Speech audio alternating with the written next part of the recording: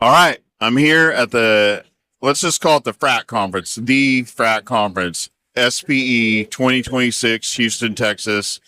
Man, every year I'm so excited to be here. Introduce yourself. I am Jennifer Miskimins. I am the 2026 president for SPE, and I'm very excited to be here too. You made me cry this morning. We got to see Chris Wright. You got him in. He was a great surprise. Yes. Most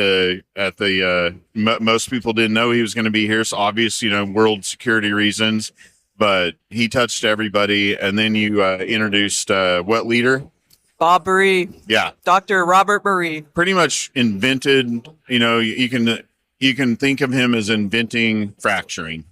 I'm not sure if he invented it, but he sure has had an influence on it. I like That's to for spin sure. things the way people are going to remember someday the way we spun it, not the way it happened. That's very true. So I will go with you. He invented hydraulic fracturing. Okay, so one of the main things I always want to do is this is your story because you weren't put in charge of this amazing event without having a true love and understanding of our industry and a heck of a set of morals and work ethic to bring all these crazies together and continue making sure energy is going to thrive in the future and hopefully inspire the next generation to come in.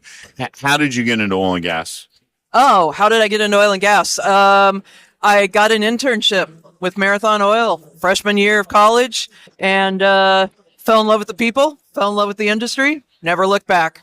And then you got to go to Marathon's research and development. I actually worked in the field.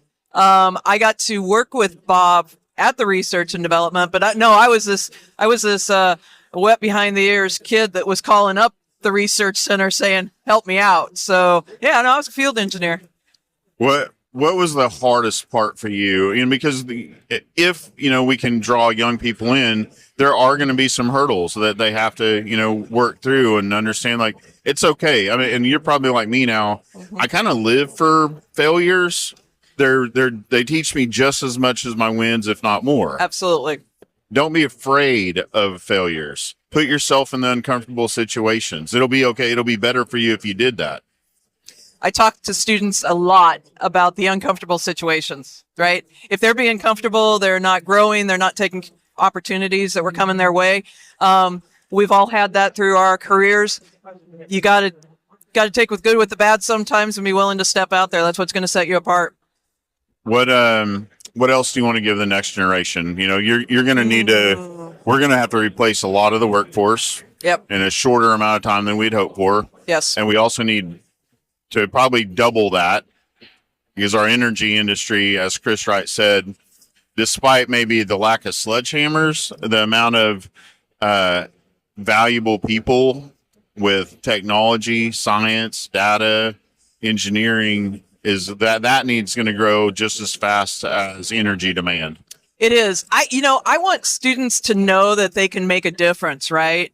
I want them to know that they can join this industry, make a difference, provide the world. We need energy. You said it. We need a lot of energy, and energy is tied to standard of living. So the more energy you can provide, the better you can raise people's standard of living. You truly can make a difference by joining the industry. So the main reason, we frack is to bring more from the reservoir, and right now, and I don't mind the number 10%. I think it's lower than that. Probably. Globally, when we go out and drill a well, we're really only going to bring up about 10% of what we hope we could. What do you think the possibilities are of doubling that? And then how many years out are we from that? So, that's a big right? question. Yeah. No, I think our possibilities of doing it are good. And I think actually coming back, that's one thing I think the general public has absolutely no idea is how minimal we actually produce. And the easy stuff's gone. The hard stuff's available. We just got to find the right people and smart people to do that. How far out are we? Oh, I bet at least 10, 15 years. The legend upstairs, he's like, we've probably got our, some of our biggest hurdles in our industry coming up. Yep. And he said, I'm glad that's up to you guys next.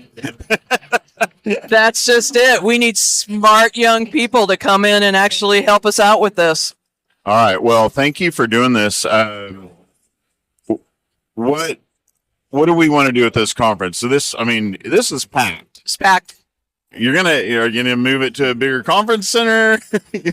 How many more papers are you gonna add? Is it gonna be more days? Everybody wants to be. I mean, it's like, okay, when I was a kid, we had Radio Shack, and you could go in and pull out all the drawers and put all the pieces together.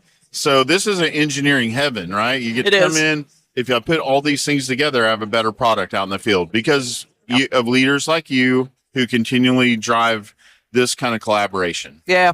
Sometimes you don't want to mess with success. Okay. I don't know if we'll change this. I doubt we'll go to more days, mainly because what you see right here, you want to keep that energy up for several days. Yeah. We got a recipe that works really well right now. Great recipe. So we're going to see. One of the best conferences anybody should go to every year. I'm so fortunate to come and cover it and say thank you for what you do. Thank you. Thanks for taking the time to talk with me. How do you want people to reach out to you? LinkedIn's your favorite way? LinkedIn's my favorite way. Okay. You can find me out there on it.